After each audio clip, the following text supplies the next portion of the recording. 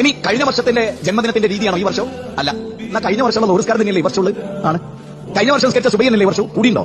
അല്ല. എന്തെങ്കിലും വ്യത്യാസം വന്നിട്ടുണ്ടോ? അല്ല. എന്നാ നബിദിനം ഏതെങ്കിലും ഒരു കൊല്ലത്തെ പോലെ നാട്ടുമല്ലോ? അല്ല. അതിന് മാത്രം മനസ്സിലാകാതെ എന്തല്ല പ്രമാണത്ത് പഠിപ്പിക്കപ്പെട്ടാണെങ്കിൽ നബിയുടെ വഫാത്തിനെ ശൈലി കൂടുവോ?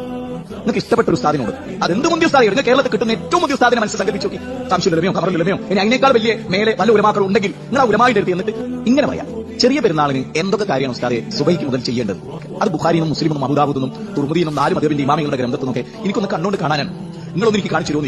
ഇതൊക്കെ നമുക്ക് ഹദീസിൽ ഉസ്താദ് പഠിപ്പിച്ചു. ഇത് നിങ്ങൾ മെല്ലെ ചോദിക്കും, ഉസ്താദെ ചെറിയ പെരുന്നാളും വലിയ പെരുന്നാളും ഹജ്ജും ഉംറയും ഇതൊക്കെ ഹദീസിലുണ്ട്. ഇനി ഞങ്ങളോട് ചോദിക്കുന്നത് നബിദിനത്തിന്റെ പ്രഭാതത്തിൽ റബീഉൽ അവ്വൽ 12 രാവിലെ ഞാൻ എന്തൊക്കെ കാര്യം ചെയ്യണമെന്നാണ് ബുഖാരിയിലുള്ളത്? ഒരൊറ്റ കിതാബ്. നബിദിനത്തിൽ റസൂലും സഹാബത്തും ചെയ്തേ ഒരു 2 കാര്യം: കുളിക്കണം, പുതുവസ്ത്രം ധരിക്കണം, ഇന്ന ദിക്ർ ചെല്ലണം, ഇന്ന കാര്യം ചെയ്യണം, ഇന്ന വഴിക്ക് പോകണം, ഇന്ന വഴിക്ക് വരണം എന്നൊക്കെ നബി സല്ലല്ലാഹു അലൈഹി വസല്ലം പഠിപ്പിച്ച് 4 മദ്ഹബിന്റെ ഇമാമിങ്ങളുടെ ഗ്രന്ഥത്തും ഏതെങ്കിലും ഒരു ഗ്രന്ഥത്തിൽ ഉദ്ധരിക്കാൻ പറഞ്ഞാൽ ഉസ്താദ് ചോദിക്കുന്ന ഒരു ചോദ്യം, എനിക്ക് അറിഞ്ഞൂടെ നമുക്ക് 3 നൂറ്റാണ്ടിന് ശേഷം ഉണ്ടായ ഒരു സംഗതി ബുഖാരിയിൽ ഉണ്ടാവോ, മുസ്ലിമിൽ ഉണ്ടാവോ, ഹദീസിൽ ഉണ്ടാവോ? അപ്പൊ നിങ്ങൾ ഇതൊക്കെ മനക്കി വെച്ചിട്ട് ഇതിലുള്ളത് മതി ഞങ്ങൾക്ക് ദീന്. അപ്പൊ അറിയാം നിങ്ങൾക്ക് ഈ ഞാനിപ്പറഞ്ഞ ഡയലോഗ് ആയിരിക്കും പറയാം. പണ്ട് കെ ഉമർ മൗലവിയോട് പറഞ്ഞു, നമുക്ക് ഈ തല തിരിഞ്ഞോ, തല തിരിഞ്ഞാൽ കാര്യം തിരിഞ്ഞതാണ്.